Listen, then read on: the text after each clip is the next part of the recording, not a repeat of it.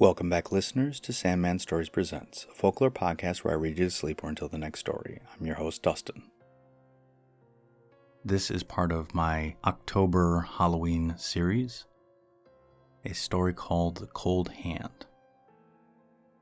Now, this is from a book of ghost stories collected by James Miller. I could find nothing online about it except for the publisher, and he has a super common name, so I gave up. But here is the creepy story of a cold hand that scares the wits out of a weary traveler. Okay, let's begin. The Cold Hand. An eminent American artist relates the following story of a terrible adventure which befell him during his residence in Europe. I was traveling from Paris to Brussels in diligence. On my arrival one evening at a little village near Dieppe, I forgot the name of it. I found the village inn so crowded that the landlord could not even give me a bed upon which I might sleep in the house. He undertook, however, to receive my luggage and gave me lodging in the neighborhood, and with this arrangement I was obliged to be satisfied. After having partaken in a comfortable supper, I was waited upon by a servant with a lantern, who was to conduct me to the house where I was destined by my evil stars to pass the night. It was a lone house of 2 stories, and quite small, situated on a wide heath, some half a mile distant from the inn. There were but 3 rooms on a floor, and on knocking at the door, I was admitted by a melancholy-looking young woman, whose dress and appearance bespoke poverty, although she was neat and tidy. On being conducted into the apartment which served as a kitchen, I found no one there. It appeared that the house was inhabited only by this young woman. Seeing in my countenance a look of wonder and inquiry, she merely remarked that she was often in the habit of receiving lodgers from the inn when it was full, and that she would endeavor to afford me a comfortable room for the night. As it would have been ill-bred to ask any questions after this, I sat looking at the fire for half an hour, speculating on the oddity of the thing, when the melancholy damsel went on with her sewing, which she had taken up as soon as I was seated.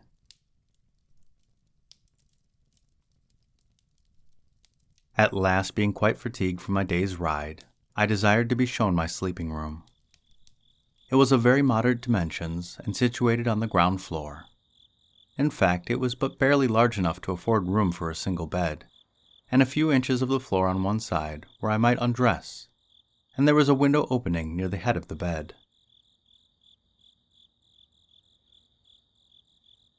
When my hostess had set down the candle, I locked the door, undressed myself, threw my clothes upon the bed, and was soon fast asleep. I suppose I might have slept 2 hours, so that it was in the dead waste and middle of the night, when I was suddenly awakened by a cold hand, as it might have been the hand of a corpse, drawn deliberately over my face, from the forehead to the chin, and so passing off a space downward towards my feet. Horror-struck, I started bolt upright and shouted in a tremulous but loud voice, "Who's there?" No answer. I stretched out my hands and felt all 3 walls of the room near the head of the bed, and found nothing but said bare walls. I then got upon my knees on the bed and felt the walls all around the room, as I could easily do, by reason of its exceedingly limited dimensions. Then I crept under the bed and fully satisfied myself that there was no living creature in the room but myself. It was mighty strange. I could have sworn that I felt an awfully cold hand passing over my face. The thing was done so coolly and deliberately that there could be no mistake about it. Why did I not grasp the hand, you may say? In fact, I was woken out of a profound sleep by its touch, and before I had time to seize it, it was gone. I stood wondering at the strange and incomprehensible nature of the thing for some minutes, and finally arrived at the reluctant admission that I must have been dreaming, that it was my imagination, that it was no hand at all, but the ghost of a hand.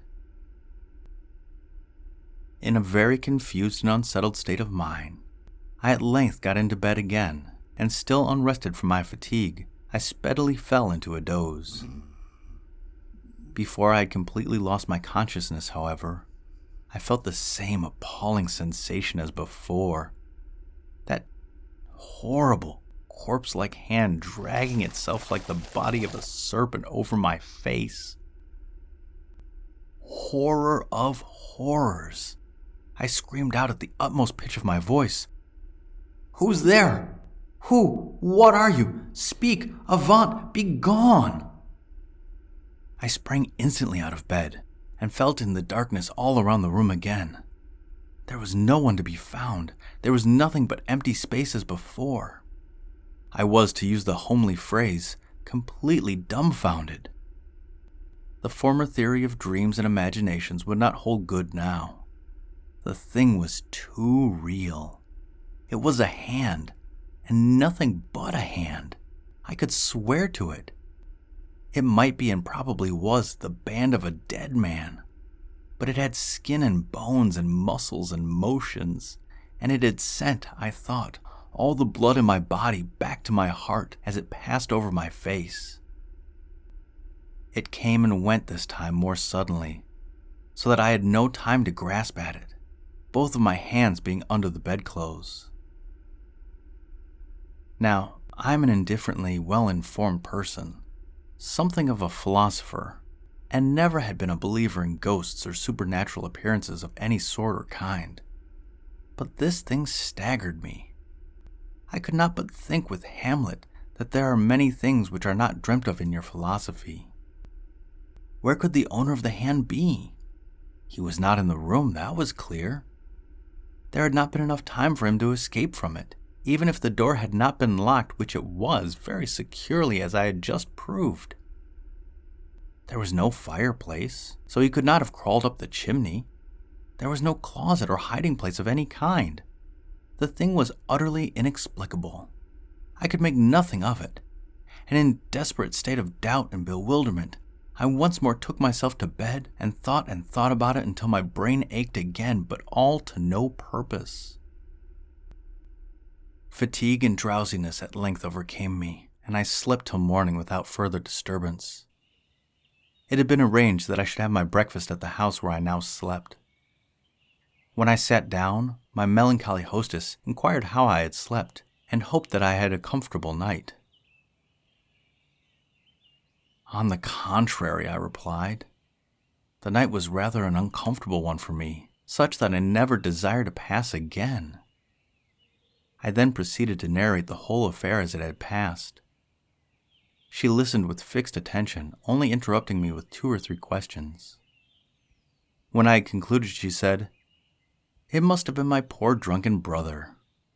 I must tell you, sir," she continued, "that I have an unfortunate brother of dissipated habits who lives with me here since the death of our parents. He often goes away and stays for weeks together without my bearing a word of his whereabouts. He probably came home in the middle of the night, and not wishing to disturb me, went to the window of his bedroom which you occupied last night, and thrust his hand in to ascertain whether any lodger was occupying his bed. He was probably too intoxicated to take any notice of your exclamations, and having found his bed occupied, he has gone off and found lodging with someone of his acquaintance." Whether the young hopeful came home in the course of the day I had never learned, for in half an hour after this conversation I was on my way to Brussels, perfectly satisfied with the melancholy young woman's solution to the dreadful mystery of the cold hand. The end.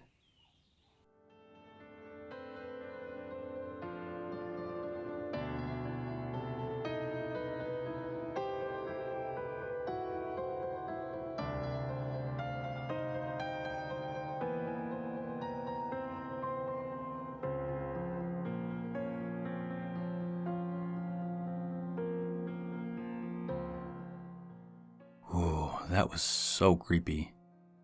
Thinking about being asleep and all of a sudden a cold hand just slides across your face. I'd probably think it was a ghost too. But this book was written to make people believe that ghosts aren't real. But are they? I honestly don't know. I haven't seen any evidence for them, but that doesn't mean that some form doesn't exist. Who knows? I'll leave it up to you, dear listener. Anyway, thank you, happy Halloween, and good night.